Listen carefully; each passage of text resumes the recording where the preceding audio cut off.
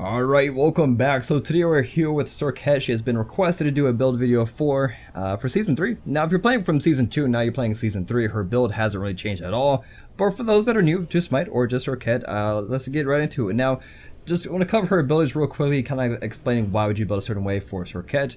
Now, SERQET as a whole, she is an ability-based assassin, meaning you're looking for at least 20% cooldown reduction for your abilities, because without your abilities and without some type of cooldown reduction, you're not going to be doing a whole lot. She is not a basic attack dependent assassin like, let's say, Boxer or Kali. So with that being said, that is one reason why would you build cooldown reduction, and as well as the main point for SERQET is critical strike chance. You definitely want to build some of that, and the reason being, if you take a quick look at Deathbane, her 1, this ability can crit, and this ability also hits the same target multiple times or multiple targets a single time. So this is the main source of your damage for both, just clearing jungle camps or whatever, and just a lot of damage comes from your Deathbane, and that can crit, and you definitely want to build a crit. So that's pretty much all that I wanted to say about her abilities. Nothing really matters into actually building her.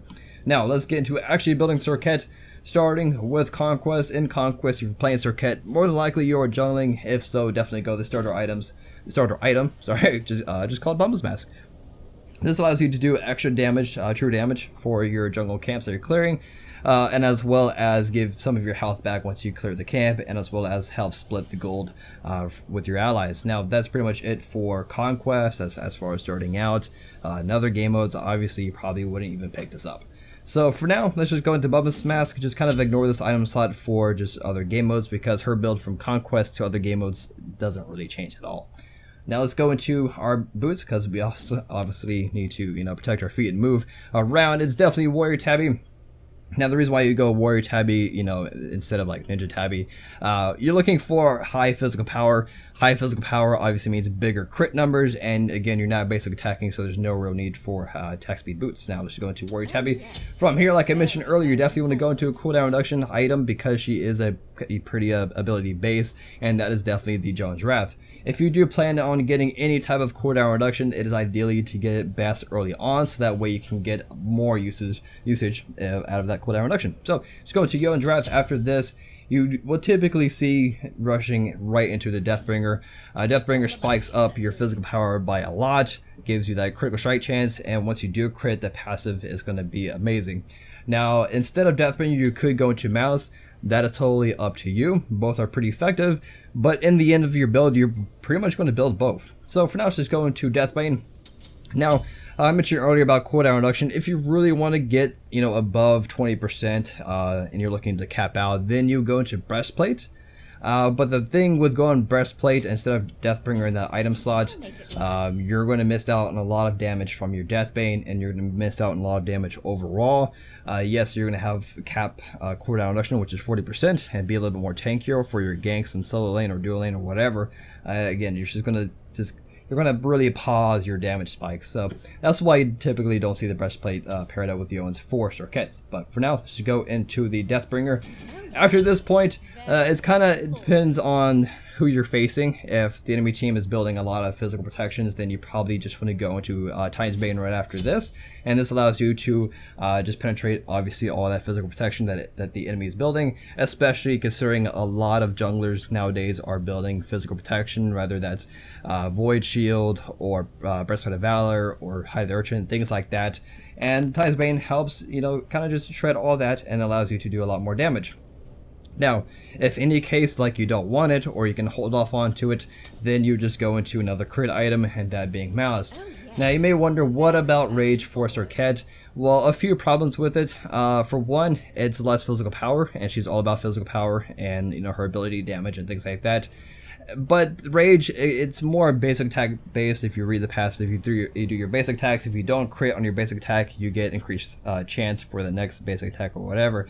You're not really throwing a whole lot of basic attacks out there. You're looking for just pure burst damage with your your 2-1 combo into your ultimate. You're looking for that, and that's why you definitely go Malice over Rage any day for SERQET. In the end, you will end up getting both Deathbringer and Malice and Titan's Bane regardless, because these are just the best items to go in for SERQET. SERQET as a whole doesn't have too much wiggle room, I guess you would say, for building. And then Bumba's Mask. If you do have it for conquest or whatever, you can just sell it whenever you don't need it. You can sell it to help finish out your Malice or your Titan's Bane, and then you just pick up a different item.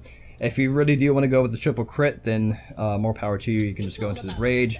That would be the next best crit item. If you don't want to go into that and you want to go into, let's say, a little bit more just shredding protections and more just power overall, I guess you would say, you just go into your Brawler's Beat Stick. You're not really looking specifically for the passive because your ultimate can also reduce healing by 100%. You're looking for Brawlers or Crusher just for the flat power and physical penetration. And you just go into that. Maybe Void Shield to be a little bit more supportive, maybe. But that's pretty much it. If you're looking for either more crit or more power and pin, that's pretty much it. Your build doesn't really change too much from that. And then for other game modes, it doesn't really change at all. It's pretty much you just don't pick up Bumba's Mask and the build is the same exact. Let's run through that real quickly. So Warrior Tabby, Yones, and then going into Deathbringer and or Malice. Now the one drawback for SERQET is because she is so crit heavy or crit dependent, building into your Deathbringer will take a while. So if you are behind, this can be really annoying for you, but once you do build it, you'll be fine. So just go into Deathbringer, Malice, and then again go into Titan's Bane, and for giggles, let's just go into Brawler's Beat Stick.